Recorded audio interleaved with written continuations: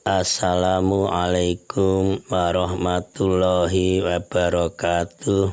Selamat berbahagia jamaah ngaji tafsir Al-Quran dengan referensi kitab tafsir Al-Ibris mu'alif Mbah Kyai Haji Bisri Mustafa Rembang dengan sanad Mbah Kyai Haji Samsul Muin Khalid, pendiri dan pengasuh Pondok Pesantren Darul Amin, Cacak, Banyuwangi, Jawa Timur.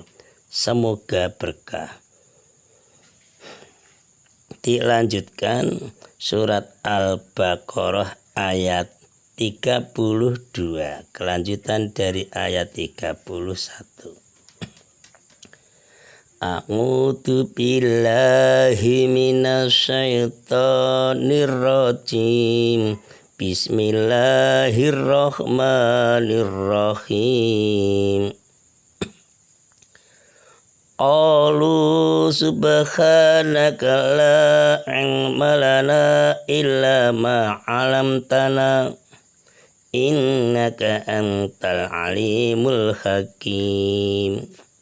Qalu matur sapa para malaikat, subhanaka maha suci panjenengan ya Allah, la ilma lana mboten wonten ilmu iku maujud lana dateng kula ilama kejaba barang alam tanah kang wis mulang panjenengan ing kula. Innaka setuhne panjenengan Allah antangi panjenengan iku al alimu dat kang udaneni, al hakimu tur dat kang wicaksana bijaksana. Ayat 32 ini kelanjutan dari ayat 31 dan ayat 30. Jadi temanya tetap sama, penetapan manusia sebagai khalifah di bumi. Setelah para malaikat, jadi setelah para malaikat menyadari kurangnya ilmu pengetahuannya, karena apa buktinya tidak dapat menyebutkan sifat-sifat makhluk, sifat-sifat barang perkara yang ada di hadapan mereka, tidak bisa menyebutkan. Maka malaikat itu mengakui terus terang kelemahan diri mereka. Oh, kalau gitu aku tidak mampu, kita lemah. Oh iya. Sepakat malaikat itu, kalau lemah, tidak mampu menyebutkan sifat-sifat makhluk yang sudah di hadapan mereka. Maka para malaikat mengakui terus terang kelemahan diri mereka dan berkata kepada Allah, ya Allah, Engkau maha suci dari segala sifat-sifat kekurangan. Kata-kata maha suci dari segala sifat-sifat kekurangan. Allah tidak ada kekurangan, suci dari kekurangan yang tidak layak bagi Engkau ya Allah. Dan para malaikat juga menyatakan tobat, ya Allah, ampunilah atas kesalahanku, kelancanganku. Para malaikat pun yakin bahwa segala apa yang dilakukan Allah pasti berdasarkan ilmu dan hikmahnya Allah yang maha tinggi dan maha sempurna. Ini harus diyakini, malaikat mengakui dan meyakini itu. Ya. Termasuk Allah mengangkat Nabi Adam menjadi khalifah. Nah, ini termasuk Allah maha tinggi, Allah maha sempurna itu. Memang itu berdasarkan ilmu hikmahnya Allah. Mereka para malaikat mengetahui bahwa ilmu pengetahuan para malaikat hanyalah terbatas kepada apa yang diajarkannya kepada mereka, pada malaikat. Jadi malaikat itu tidak bisa mengembangkan ilmunya itu ke sana untuk dikembangkan, tidak bisa. Yang diajarkan Allah yaitu sudah, tidak ditambah, tidak dikurangi.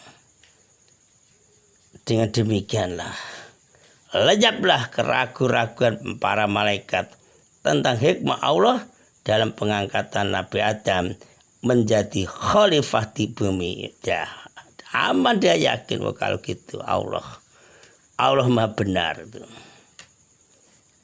Dari pengakuan para malaikat ini dapatlah dipahami bahwa pertanyaan malaikat mengajukan semula itu, mengapa Allah mengangkat Adam alaihissalam sebagai khalifah? Ini harus kita pahami, jangan salah paham. Bukanlah merupakan suatu sanggahan penyangkalan, tidak, dari malaikat, tidak. Itu bukan sanggahan malaikat kepada kehendak Allah, tidak. Melainkan hanyalah sekedar pertanyaan meminta penjelasan. Saya ulang, melainkan hanyalah sekedar pertanyaan meminta penjelasan. Sebab apa? Setelah penjelasan itu diberikan oleh Allah kepada mereka malaikat, malaikat itu mengakui kelemahannya. Mengakui. Beda dengan kita. Banyak sombongnya. Sudah dikasih tahu, tanya-tanya saja. Malaikat itu mengakui kelemahannya. Bahkan dengan rendah hati dan penuh ketaatan malaikat mematuhi kehendak Allah, perintah Allah. Ya, terutama dalam pengangkatan Nabi Adam. Terutama ini dalam pengangkatan Nabi Adam alaihissalam menjadi khalifah sesuai dengan babnya, penetapan manusia menjadi khalifah di muka bumi ini. Mereka para malaikat memuji kepada Allah. Subhanallah, subhanallah itu. Karena apa? Karena Allah telah memberikan ilmu pengetahuan kepada malaikat sesuai dengan kemampuan yang ada pada malaikat. Bersyukur. Kita juga bersyukur loh. Bisa ngaji bersama di masjid, musola. Ya paling ringan di HP lewat YouTube, mudah ringan itu. Tinggal klik sudah bisa mendengarkan. Itu kan ngaji bersama. Kalau penyajinya kurang benar diingatkan, jangan diajak. Wah, belum pandai aja berada di situ. Jangan, itu belajar, itu belajar. Nanti kekurangan bisa dikomen yang baik, yang sopan. Itulah ajaran Islam. Selanjutnya, malaikat itu juga mengakui pula dengan penuh yakin, penuh keyakinan, mentok. Dan malaikat itu juga menyerah kepada ilmu Allah yang maha luas dan hikmahnya Allah yang maha tinggi. Disitulah malaikat menegaskan bahwa yakin hanya Allah yang maha mengetahui dan maha bijaksana. Itu. Innaka antal alimul hakim. Pernyataan malaikat pada Allah. Kita juga gitu, malaikat saja kita, apalagi kita sebagai orang-orang lemah imannya. Harus ikut. Innaka antal alimul hakim. Allah maha tinggi ilmunya dan maha bijaksana.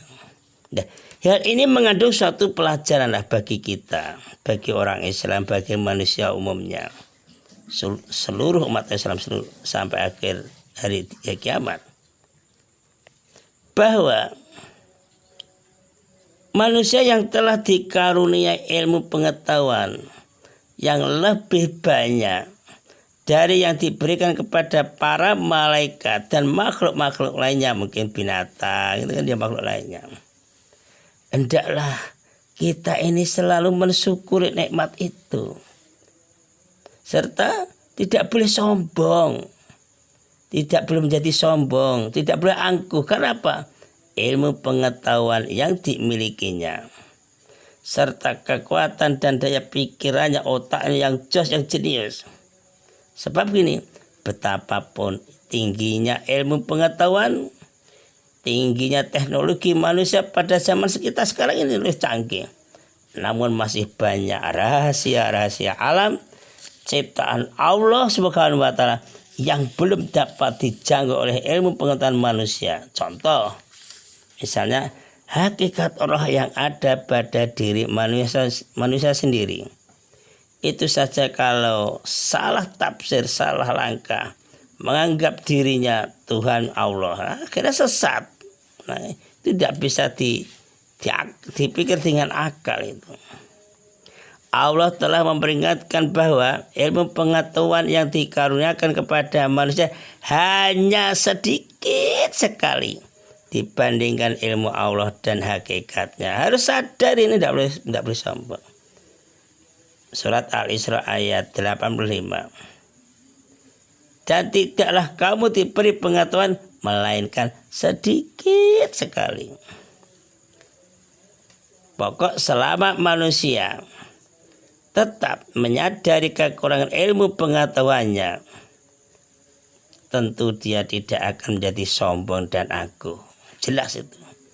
Dan niscaya orang itu, manusia itu, ya kita juga, tidak akan segan mengakui kekurangan pengetahuannya tentang sesuatu apabila dia benar-benar belum mengetahuinya. Dan kita atau orang itu tidak akan merasa malu mempelajarinya kepada yang mengetahui. Murid belajar Pak Guru. Nah, kegiatan belajar mengajar. Sebaliknya, apabila dia mempunyai pengetahuan tentang sesuatu yang berfaedah, maka ilmunya itu tidak akan disembunyikannya, melainkan diajarkan dan dikembangkannya lah kepada orang lain. Agar apa? Kita bersama dapat mengambil manfaatnya. Ya, contoh kita ngaji bersama di YouTube, di medsos, di lembaga, di yayasan. Itu tujuannya menggabungkan ilmu biar bersama-sama diambil manfaatnya untuk diamalkan kebaikan. Ridha Allah. Assalamualaikum warahmatullahi wabarakatuh.